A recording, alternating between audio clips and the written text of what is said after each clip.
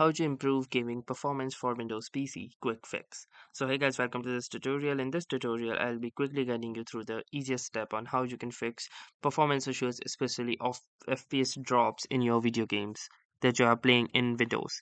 So the least effortless method to do this is to simply go to the settings of your Windows device. So let us go to the settings first, and once you are within this setting, you can see this gaming tab right here.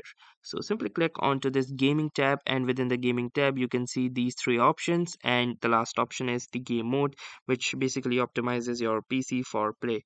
So click onto this game mode, and from here make sure that you have enabled this game mode. You can simply click onto this toggle and your game mode will be enabled, and hopefully it will boost your FPS count that you're getting in your video games.